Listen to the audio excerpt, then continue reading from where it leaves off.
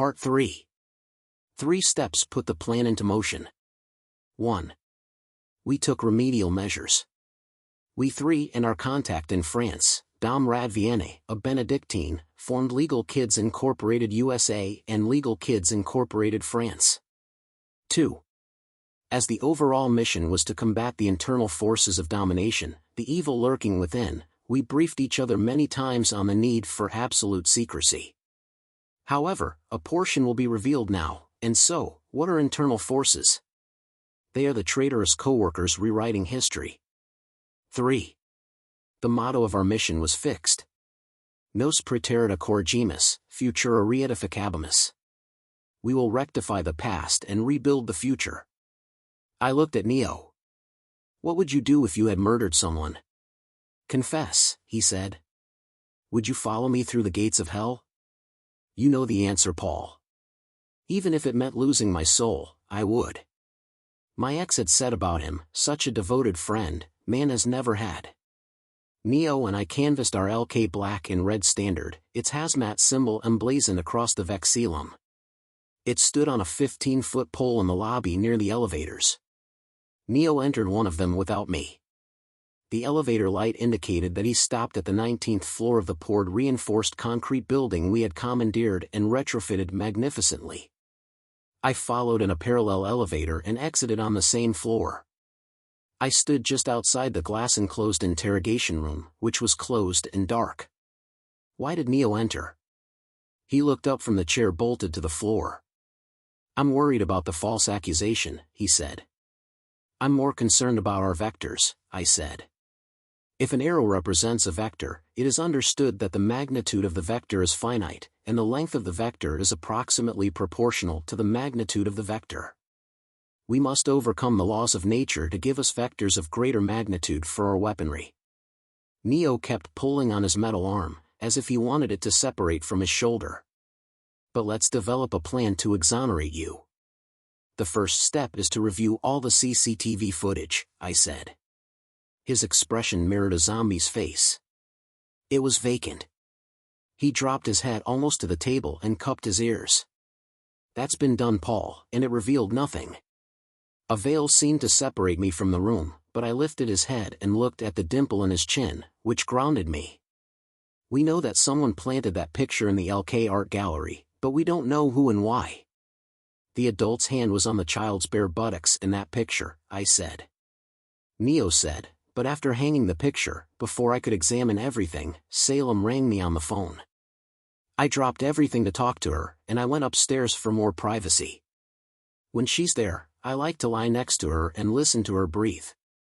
When she's far away and we talk on the phone, I lie there and listen to every rise and fall in her voice. What will happen to me if we can't prove my innocence? Court-martial. I said. But, Paul, this is my life. Calm down. When I kissed him, my lips felt the gloss on his light stubble, but I didn't smell liquor. He whispered, maybe it's a mole. Maybe. I wasn't sure of what would happen. Salem said she wants to marry me and have children right away. She knows I'm not a groomer, he said. Of course not, and I've told you 1,000 times to marry her, I said loudly. I didn't care if the whole world heard me. During the ride back down to the first floor, Neo was sweating heavily. I handed him a handkerchief. Neo, many Catholics think that to be a man one must love sports or football and get a woman knocked up and nothing more. They are mistaken.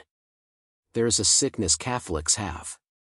One bad apple, a teacher or a priest, spoils the barrel, but no one has done a study on the mind of the Catholic in the aftermath of all the credible allegations against teachers and priests.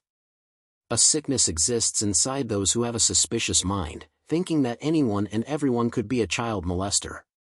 Affection took a hit, and the 2020 virus didn't help, because affection is now seen as a sign of evil deeds committed, or to come. An affectionate nature is normal, and I will prove it. The elevator door opened. Everything looked calm in the lobby. We went down another level to the garage and got into my truck. I turned on the radio. Riots were breaking out everywhere. Lowering the window of the black Dodge Ram 2500, Big Horn, I yelled, "Let me through." chaos on the streets had erupted once more. Faces turned when my stentorian voice wrapped around the corners of a town trying to be a city. "Don't do that, young man," someone shouted. My dry tongue swallowed an automatic response and squelched my yes'm to the face mask worn by a white-haired lady holding a banner atop a long pole. She stood beside a pristine Subaru, the treasured vehicle of radicals. I wondered where my mother was and if she needed help at her home in Land Park. "Let me through!" I shouted out the window. Rainbow-colored smoke clouded the hot bright sun and threatened to blind all drivers, and did. Neo jumped out. I opened my door and placed a hand on my right hip to reassure myself my Glock was there. Then, instinctively, I felt for the wallet in my back pocket and realized that the concealed carry permit was gone. Private ownership of all weapons had been revoked with the passage of an amendment to the California Constitution. A billboard across the street boasted of the amendment. With a left hand behind my back, I motioned Neo to get on my left side. 100 or more police lined 15th Street and the corners to the north and south. The California governor had deployed the state's National Guard for the purpose of seizing all guns, and the once legitimate police force had suddenly ballooned to 50,000. Protesters on the right side of the street, and of legitimate laws, were out in a vain attempt to resist gun confiscation. A large canister made of aluminum smashed against the side of the Ram and sprayed its contents across my face, already warmed by the bright sun. I felt my face turning red. I knew adrenaline. It was coursing through every artery of my body. Like a door slamming in an argument, the near miss elevated the threat, and time sped up. The smell of cooked beef and of cedar floated about as embers rained down. Briefly, I was reminded of the shower soap I used, which smelled of bourbon, beer, toasted marshmallows, and spiced hot cocoa. I reached for the AR-15 M16, the soda launcher, that was stuck between the driver and passenger seats. Peripheral vision revealed 3 people from a harmless pro-life group on the other side of the street. The group was under attack and had no protection, but there was no time for them. I fired the launcher at the crowd. I missed them. The year 2025 was heading for a climax, and I, its leading liberator, stared at this latest attack on the peace. Was this another setback? Dom Vianney, my aforesaid French collaborator and also my confessor, had said, "In every defeat there is victory. Go after their weaknesses."